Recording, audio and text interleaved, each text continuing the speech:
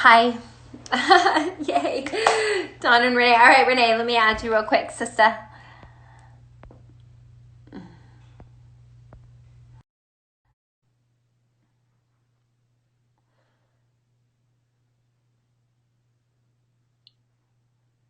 Let's see.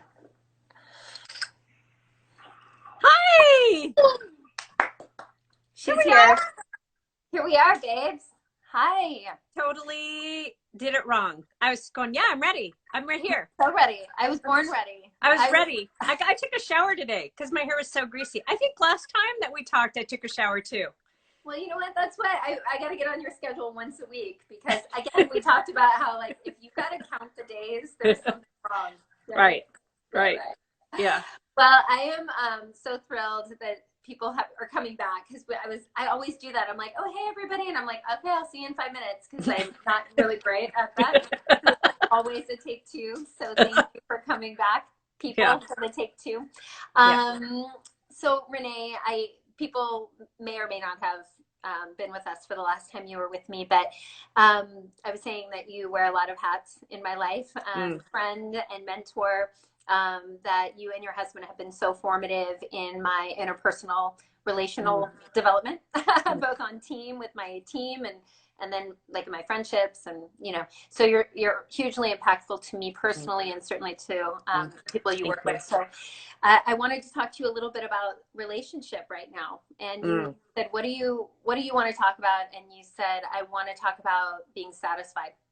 Yeah. And so I'm gonna let you do that. I'm gonna let you do the satisfaction game because I need to be inspired. So tell us about Okay, satisfaction. so well, let me ask you this. If I just say the word satisfaction to you, what words come to mind for you as far as being satisfied, satisfaction? Like what other words Okay. come All that's coming to me is the song.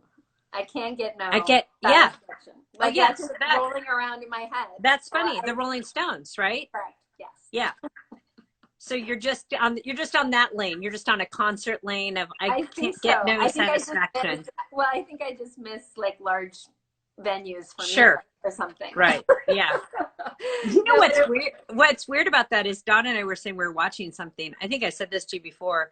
Our brains have now adjusted to not seeing big groups so much so that when you see something, you're like, what? Oh, they shouldn't be doing that. Like yeah. our brains have already done that. It's so crazy. Um, yeah. I mean, I think that that's a great song, by the way. I love that song. Love anything where you can be jumping and rocking and everyone's singing it together. Any kind of chorus that we go, we can all sing it. Um, but I think one of the things I have been stewing on this whole during this time is there's this whole idea of like satisfaction on the inside and satisfaction on the outside, right? And I wonder if during this time, if it's like us returning to some places that we go, what if we get reset in this way that satisfaction feels different after this? So my thought was like, you hear people online going, well, I'm an introvert or I'm an extrovert or whatever the thing is. And believe me, I love all of the tests. I love the personality things. I love the interest in that. But I think sometimes what we do is we forfeit this idea that we could be moving into something that God is creating in the discourse. And so you go, what if you go, well, I'm just satisfied because I get to be with people, or because I get to be alone, or because of my job, or because whatever, just fill in the blank after that, right?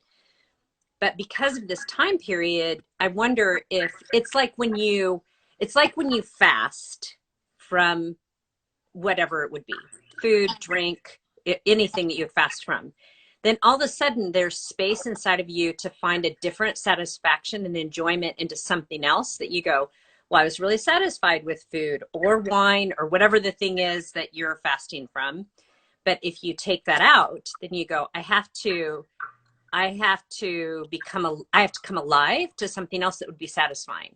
Mm-hmm. So satisfying in different ways. So you go, all of us are out of our routine. So none of this is like, I don't know that anyone would say, oh, I'm really flourishing, like during this, but the readjustment, I'm going, I wonder, I wonder if the Lord's trying to put on our palate other ways to be satisfied during this time that you go, so if you really needed people in order to be satisfied, could the Lord be finding some place inside of you of satisfaction? Because it's like the things that God gives us, I think we think those are the things that are being satisfied, that we're being satisfied by.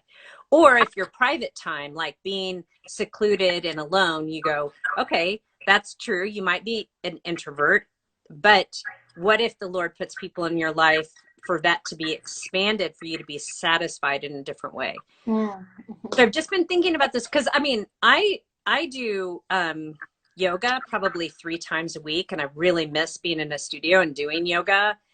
But I was like, I really went, okay, but I don't get to go do that. And so I'm still trying to do it on my own. But I was like, could I find some satisfaction differently now Mm-hmm. in doing yoga online and, you know, following holy yoga people and doing some other things? But that expands into some other areas, like going, could I find satisfaction? So I was reading about satisfaction and just going, the other words around it are, the actual definition is fulfillment of one's wishes, expectations, or needs, pleasure derived from this. And but an interesting one about law is what is felt to be owed or due to one. And I was like, I kind of quickly go into that area, right? What is owed to me in order for me to be satisfied? I'm not even conscious of it, but I'm going, I'm owed this. And I think sometimes like the care for ourselves can go into entitlement kind of fast Mm-hmm. because of that. So I was just wondering about that whole area about satisfaction and going, could it be that the Lord is resetting the table for us to be satisfied by something than the things we normally have in our life? And could whatever the thing is that the Lord is leading you into, whether it's with more people, not with people, being on the mat in your home, enjoying your kids in a different way, reading, solitude, walking in the desert. I mean, that's been mine, like returning to some places of routine that I think the Lord actually wanted me to return to be kind of satisfied, listening to scripture, praying. Like, I just wonder, like, if the Lord's trying to reset. And then the other part about that is, I wonder if we will have disdain for things now that we thought were so great before. Does that make sense? And now we go, oh my gosh, I so don't want that. I mean, in some ways, I wonder if we're going to not like some of the things that we should have not liked before, but we tolerated. Does that make sense? No question. Well, I mean, it's such a pseudo satisfaction, like that I'm owed, because if we're working, if satisfaction is the impetus or the origin point is in what I'm owed, yeah, it's such like a part of that's not really satisfying, because satisfaction would be coming into the whole with what God, with what the bigger would want from me and to be satisfied in. But I think that's where we have been. It was interesting when you were saying satisfaction and flourishing, and so I wrote in my notes, I'm like, so is flourishing, like, is our perception of satisfaction, is it tied to a flourish? I'm just wondering, like, we need to be in plenty and in want, right? Like Paul says, like, I'm satisfied, I'm content in plenty and want. So satisfaction connected to flourishing, if that's me, I'm a 3, right? Yeah. So satisfaction for me is things are going well, I'm impacting, I have a marked sense of my flourishing that brings me satisfaction. I wonder, maybe it can be extradited from, do we think, is that so synonymous with, well, okay, but I'm sorry. Go. Yeah, I think that we think about satisfaction where you had a conflict, but it ended well. That's a different version of satisfaction, to go, we had a good kind of conflict. We heard each other. We talked about real issues. We did good active learning and listening during it. we made room and space for the other person. I don't know that that would be categorized as flourishing, but it gave buoyancy and satisfaction to the relationship. But You know I what I think mean? it is a flourishing. Yeah. Right? Like that kind, I mean, if you're having a good conversation that moves the ball forward, that is flourishing. So, Right. and I guess in anything that falls short, like if it, conversely, if I had a relationship that I couldn't get back to, I wouldn't be satisfied in it because it didn't, I guess that's where the rubber hits the road, row. That that was my Scooby Doo. I just brought Scooby to the party. But that's the advanced practice, isn't it? Of going, it's not where I would want to be. It wouldn't check the box as Yeah. satisfactory, but I am flourishing. It is the right boundary. It is the right separation. It is the right whatever the thing, right? It's the right move Yeah. of job. It's the right move of boundary from my parents. It's, you know what I mean? Like, so to be satisfied when it doesn't seem to be flourishing. Yeah. Some of those situations as well. But Well, I feel like in this time it's interesting because a lot of things are getting pulled out of us that you go, what motives and tendencies do we have inside of things is really getting exposed. So you go, if you're finding satisfaction in a job, not that you can't find satisfaction there, but deeper things are happening because of this time, right? If you found satisfaction in parenting, or if you found satisfaction in friendship or contributing, whatever the thing is, right, that you go, but I need this in order to be satisfied. I think that's where the deeper work is happening now, to go, where does satisfaction come from? And I think satisfaction is the sense of something deeper is happening inside of me, that regardless of those things going away or not being there, I still feel satisfied. I mean, even, you know, what comes up against that, especially for us as women, is our bodies being dissatisfied, being in discord with our bodies, right? That I think that there's this dissatisfaction that we have with our bodies and on a regular. And so we have to kind of keep track of that and go, what's the deeper work inside of that? We're always trying to look at that, to go, there's a deeper work inside of dissatisfaction with how you look, how your hair is, the size of your thighs, your arms, your skin, whatever the thing is, right? For us as women. Yep. I went to, you know, like this, because we used to hike this a lot together, but I went to Camelback. I was hiking Monday. And I got, well, you know, the big, those of you who don't know Camelback, and the big parking lot is closed, so you have to park in the smaller one. So I literally got to the parking lot, not even to the trailhead, and I was like, nah, no. You got to the bottom of the trail. I'm not even to the trailhead yet. I'm like, yeah, probably not. I'm like, it's the parking lot. I'm like, oh my God. But then I was remembering that not too long ago, I like used to run that thing. Like I could run that thing when we were doing rim to rim training. Like I, you know, when I was just, and I was like, I can't believe it. I started to I just started to myself. I started to be unsatisfied with how I couldn't do that. And I literally was going to turn around, and I was like, well, I have to have one picture at least, right? So then I forced my way out to at least a specific thing. But I just made a commitment. Like, I may not be able to run up that mountain, but I'm able to enjoy the hike more. I'm able to enjoy the beauty more. I'm able to, I've been here before, but I've not been the same woman. So to your point of satisfaction, can I not run up the mountain? Yeah. Right. Can I take, can I be okay with being winded in the parking lot? Can I be okay? But, you know, I did it. I didn't go all the way to the top, but I did it just one step at a time. And every time I saw it, I was like, it's so insurmountable, you know, that vertical.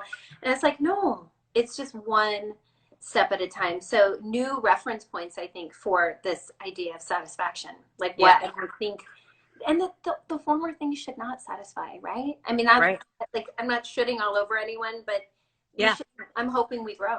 I'm hoping that the intolerable is tolerable and vice versa. Yeah.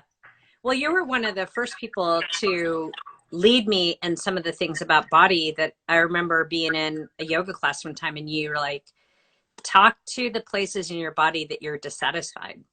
Like, if you don't like your legs, like touch your legs and say, thank you for the good work you've done. Thank you for carrying me. Thank you for, and I was really struck by that time of going, oh, I kind of carry dissatisfaction with me as a companion, like in my fanny pack. Like, this is a way that I just carry this, and then I let that be a part of what I am. I think for this time period, I'm wondering if the Lord expands our satisfaction, what will happen when we get to return to work, to relationship, to big gatherings, to concert? Like, what will happen to our satisfaction? Because I think some of it is we try and squeeze too much out of that to make that be satisfying, to go, you have to be enough to these deeper places. But I wonder if instead, if the Lord resets the table right now for us to have satisfaction in our minds and our hearts and our bodies, that we'll return to things differently so that we don't have to squeeze that as hard to tell us we're valuable and good and right, you know? Preach, sister. Preach. Oh, it's true for me too, because I felt that, like, going, I want something to tell me back, like, that I'm good, to return to me and say that I did it right. Because you're owed. Because I'm owed, right? According to the definition, right? And I wonder if the Lord does this good work in the deeper kind of places, and I expand my place of satisfaction during this time of going, I don't really want to be alone. And the Lord goes, I'm going to let you be alone and let that do a satisfaction inside of you. Amen. Or vice versa. You really want to be alone and you can't not be alone. Right? I mean, but all these kids. Who had these kids? Where'd they go? Exactly. What? You're here again? Like, every day you wake up and you go, what? Wait, my favorite is like, God, you're hungry again? I fed you last night. Oh my gosh. So much of that right now. Going, oh, the dish is out and the kitchen's dirty and and what? Food again? Like, I swear, I'm way more at the store than I should be right now during this whole thing. But I saw a meme the other day, and it was this little pig, and it was like prancing around, and it said at the top, me going for snackies, me going for Corona snackies. And I was like, that's me. Like, I think it looks good. And then you catch like the glimpse of the mirror in the bathroom the next day, and you're like, yeah, I feel like I looked cuter snacking than that. Yeah. Yeah, totally. But I'm completely satisfied in my snacks and in my body. All right, I love you. Thank you so much for being here. This is always so perfect. You're such a light. So thank you for sharing, and thanks for being here. And I can't wait to see you again. Yes, thank you. Thanks for having me.